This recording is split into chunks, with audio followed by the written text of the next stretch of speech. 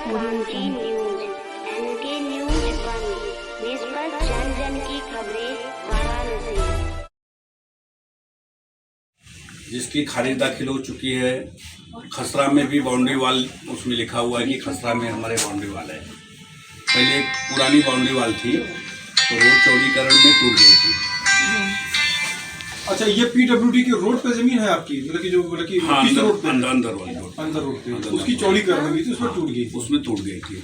टूटने के बाद हम लोग जब बनाने गए तो बगल वाले ने रोक दिया, जिसका एप्लीकेशन हमने सब जगह डीएम, कमिश्नर, जितने संबंधित लोग होंगे, पीएमओ, सीएम, सबके पास वो लेटर हमने दिया हुआ है।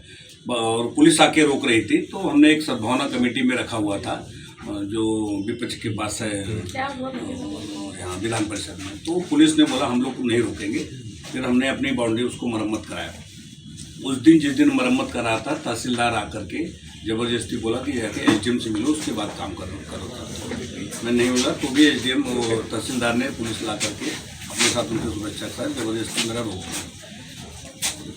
मुझे बाद में मालूम चला कि इन्होंने धारा 24 में मापी करवाया है, जो कि मापी के समय बगल के काश्तकार को एक नोटिस आनी चाहिए, जो कि मुझे कोई नोटिस नहीं है। सभी 34 अगल बगल सबके पास जानी चाहिए, मेरे पास नहीं है।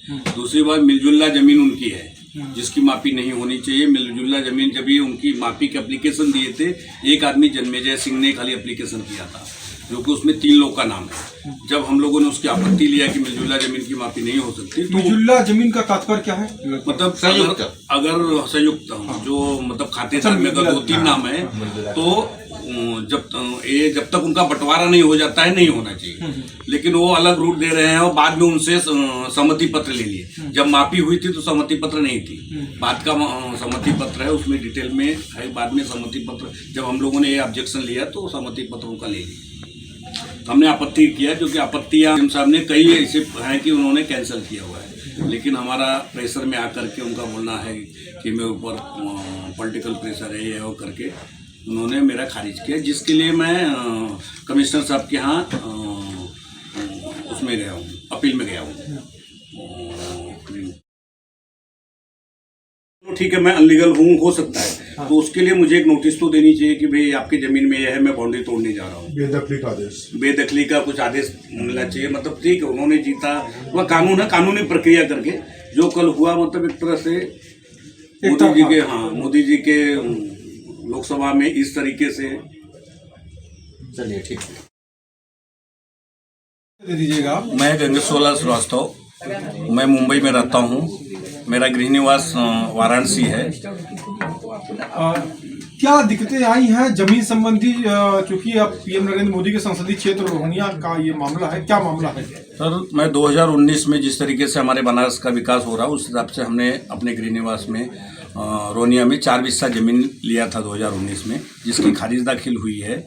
बाउंड्री वाल था, बाउंड्री वाल है और खारिज दाखिल। और खसरा में भी बाउंड्री वाल चिन्हित है, लेखपाल ने साइन करके दिया हुआ, उसमें लिखा हुआ है कि इनकी बाउंड्री वाल चिन्हित है।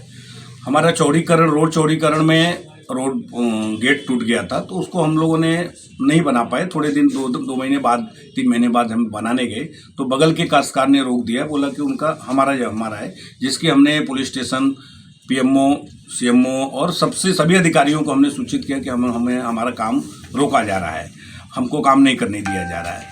और इसके बाद हमें मालूम चला कि जब कि उन्होंने धारा 24 में गए हैं, तो हमने आपत्ति लगाया एसडीएम के पास और उसकी हेयरिंग भी हुई। फास्ट उन्होंने हेयरिंग करके 1.5-2 महीने में उन्होंने हमारी आपत्ति को खारिज कर दिया, जो कि मिलजुल्ला जमीन थी। उन्होंने मापी किया और मापी करके इसके बाद हम उनके ऑर्डर आने के बाद जब हमारी आपत्ति खारिज की, हम अपील में गए हैं कमिश्नर साहब के पास और हमने उस जमीन का सिटी सिविल कोर्ट से स्टे भी लिया हुआ है, जिसमें 20 तारीख ऑर्डर नहीं दिया था कि हमारी बाउंड्री तोड़ा जाए। और अगर बाउंड्री बेदखली का अगर उनको हमारी ज़मीन में मापी में आता भी था तो उनको हमें एक नोटिस देना चाहिए या तो कानूनी प्रक्रिया से जाना चाहिए।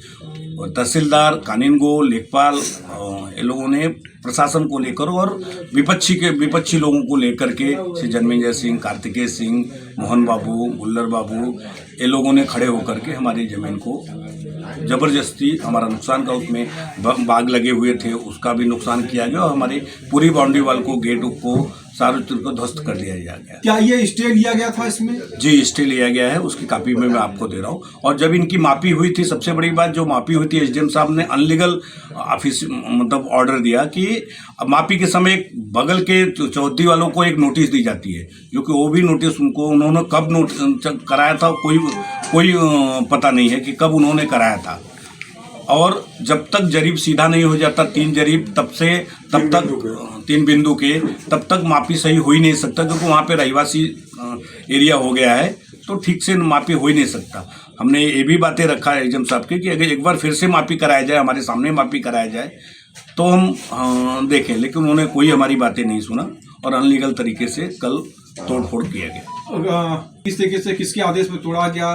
स्टे का क्या अवहेलना हुआ है? स्टे का अवहेलना हुआ। स्टे की कॉपी हमने एसडीएम, तहसीलदार सबको दिया, वहाँ भी सबको दिखाने की कोशिश किया, एसडीएम साहब ने लिया भी, लेकिन उन्होंने तवज्जो नहीं दिया उसका, स्टे का उन्होंने तोड़ दिया, जो कि उनके ऑर्डर में कहीं भी इस तरीके से उन्होंने नहीं दर्शाया था कि मैं आपकी बाउंड्री तोड़ रहा हूँ।